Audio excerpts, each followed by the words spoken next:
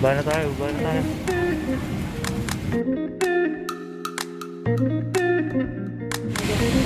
Goodbye, Saudi. Bye na, bye sir. Bye. Bye Saudi. Bye, Saudi. Bye Saudi. Saudi, no more. No work, no pay.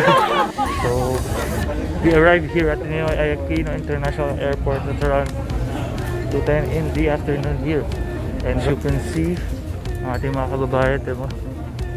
They put this kind of thing para magkaroon ng social distancing sa mga bangkuan. Social distancing at stylist. Nakakapanibago ang ambience ng NAIA dahil sa coronavirus na to. Parang lungkot-lungkot, but still thank God for safe travel. Dito na tayo ngayon sa Philippines. Go! So guys, ito pinapunta kami dito sa area na yun.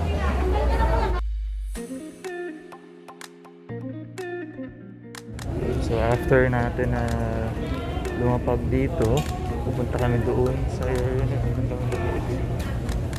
Baka doon na yung mga quarantine inspectors.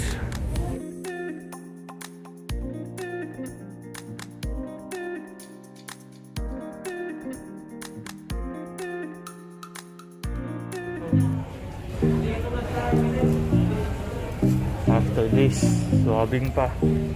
After na swabbing, punta na sa quarantine facility. Siya na akong kumain, nagugutom na ako. Okay guys, sabi nila kuya, ito na daw yung mga kailangan na papakita. Dito na yung mga coast guard natin. And ito na, get it on. So ito na, hindi na sa dito sa area na to, ipokolekta yung aming mga yellow cards. Then after that, pakipuntahin dito sa waiting area na to. Hello sir, magandang tanghali. Kabayan. W? Yes po. Land base? Yes po. Nagkasakit for the past few weeks. Hindi naman nakaramdam ng Hindi rin po. Ayos po. Sakit na lamunan. May nakasalamuha ka bang may ganong simptomas? Wala po. Saan po ba? Ha? Saan po kami pala dito? Kaya? Saan po? Dito po. Hindi. Diretso. Kaya ka muna doon. Sige po. Thank you sir.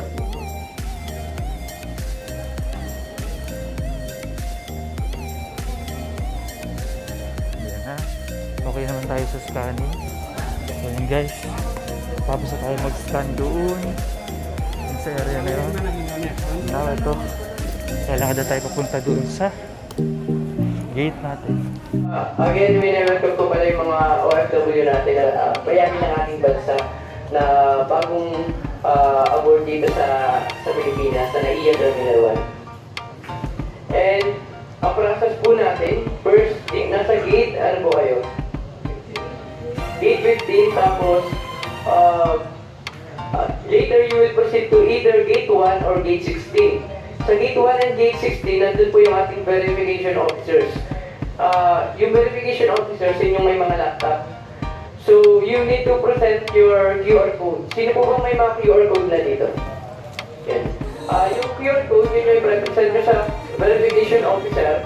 And after that, bibigyan nila kayo ng barcodes. Anin sa barcode. Yung barcode na may i-present nyo sa medtech ng magsasab sa inyo. Ang swab niya is nandun sa test booth.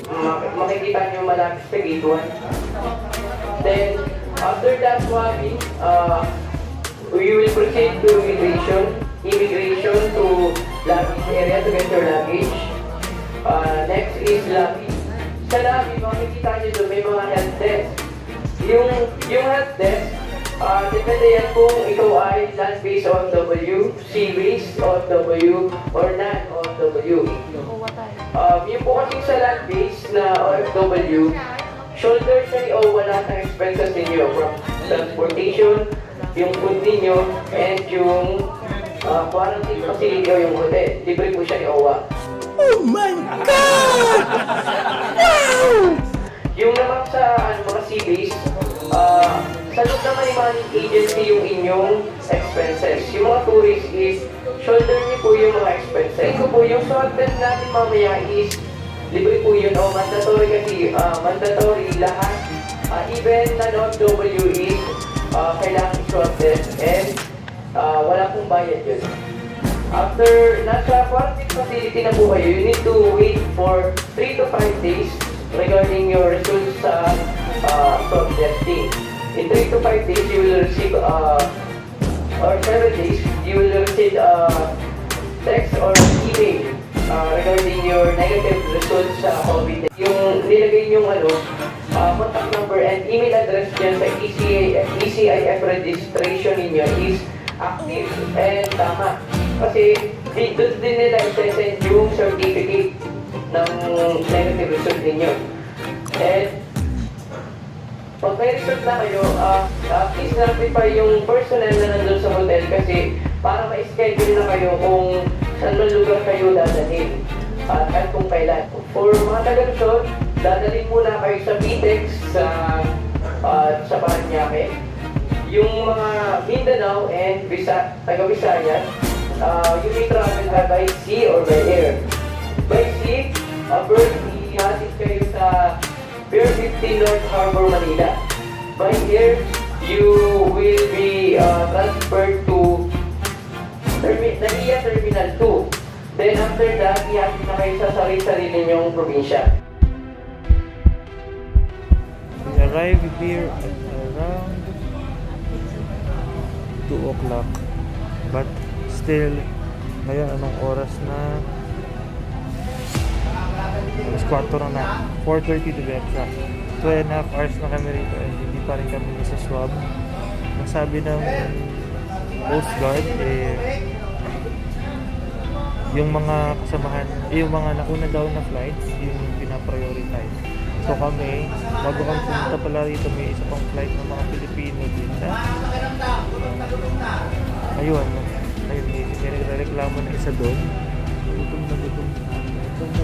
Ano ba naman kasi, kanina sa flight ay puro tinapay at tubig lang at juice ang kinakain namin, ininom namin. Kaya wala talaga proper na pagkain. So, karamihan kami rito, hypoglycemic na, iba rito ay mainit sa ulo. So, yun. Konting response na nangyayari ngayon. So, tingnan natin kung anong kumawag na tayo. Boss! Yes po! Yes po, thank you po! Ayan. So, punta tayo ngayon sa gate 1 para makapag-verify na mga testing booth. Punta tayo sa gate 1. Thank you po, sir! Thank you po! Salamat po, salamat po! Thank you, sir! Binigyan kami ng arrival card. So, kagaya lang din siya ng yellow card na i-fill up natin ng kanina. At I think meron lang siya mga additional information. Fill up natin. Yes, sir. Yes.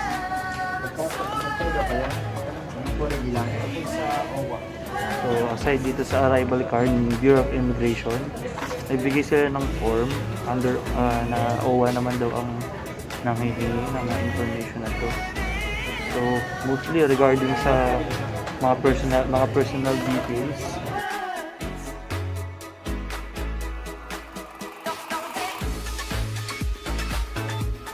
Malapit na yung logo, tapos dito sa akin. And I've waited for almost 1.5 hours para makapunta doon. So sa area na yun, yung verification, yung QR code ay kailangan yung ipakita sa kanila. Ano ba yung QR code na yun? QR code na yun ay yung i-fill up, kailangan pumunta ka muna dito sa website na to. Kaya ito yung purpose na to. Ito yung website niya. makikita niyo po. Doon po nyo i-fill up yung mga basic information and all that. And then ang final ano yun is bibigyan po kayo ng QR code. Yung QR code is i-scan doon. I-scan po doon para hindi na po kayo mag-fill up ng mga information and all this and all that. Papunta na tayo doon sa wakas for verification. Ito po. QR code.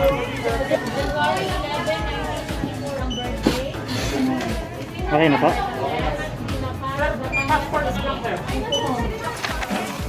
Sir, passport niyo, sir. For boarding na po kayo, sir. Passport, ibigay niyo po yung size na magsasarsay ng Tatlo po may tasa. Sige. Salamat po. Okay, done na sa verification. Next is swabbing.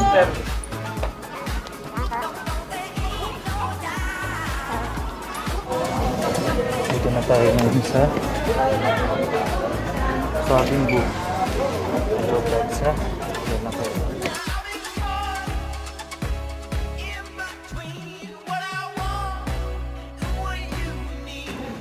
So, ayun na. Tapos na tayo sa swabbing.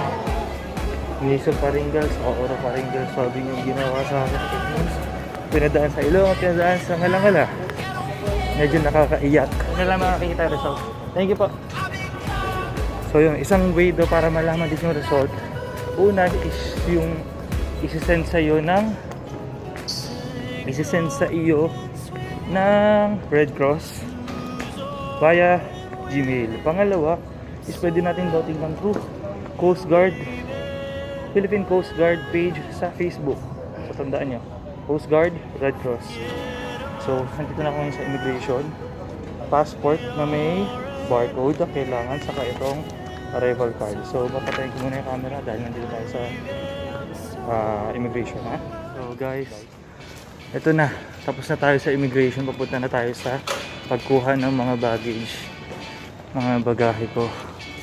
Ayan, baggage claim area na tayo.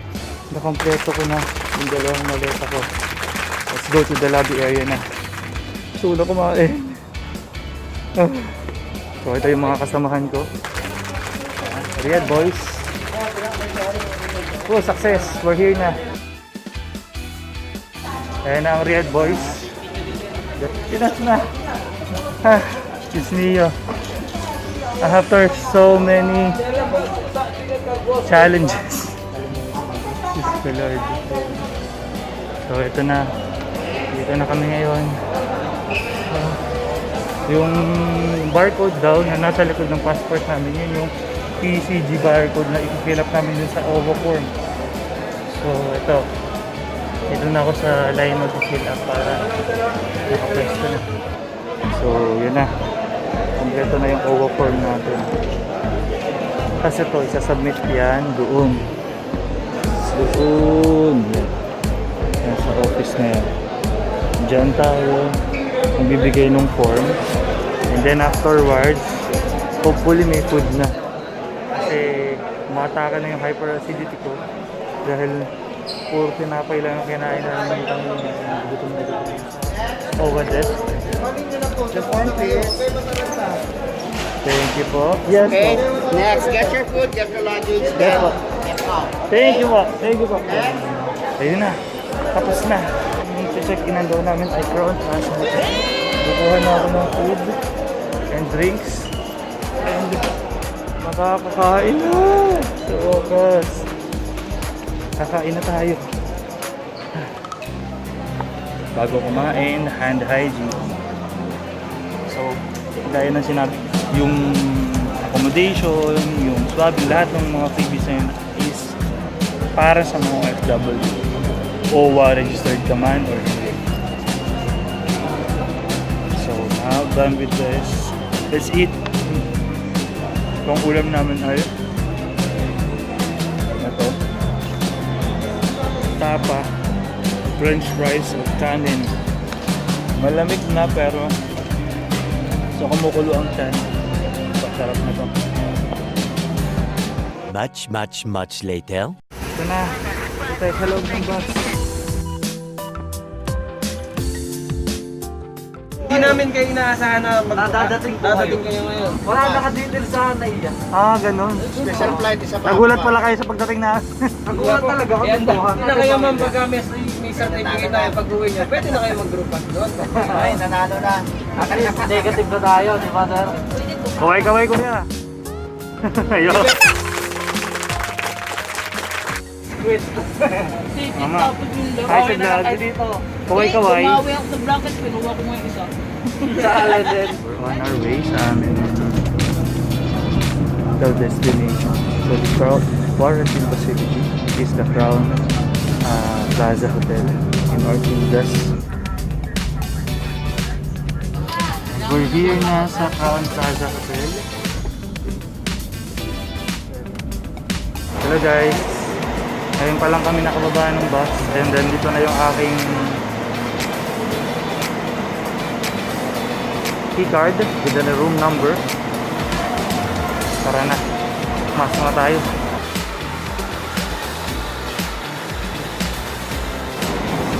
Go na, let's go. One eternity later. So at last, we're here na sa ating humble abode na titirahan for maybe 3 to 7 days. So, yung room rate natin ito.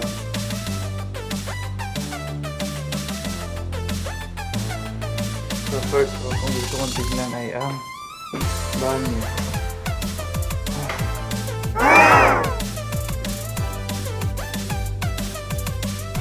May towels.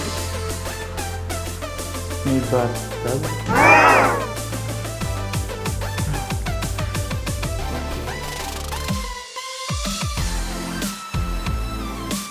May beddings na maayos. I don't know, it's a good place though. And with that view on the side. Oh my god. So for now, this is the end of my vlog. So guys, please like, share, and subscribe to my channel para sa mga updates regarding this vlog. And sa mga susunod na araw, iba-vlog ko rin yung mga experience ko rito sa loob ng isang linggo almost. So, good night guys. I'll rest na. See you on the next vlog.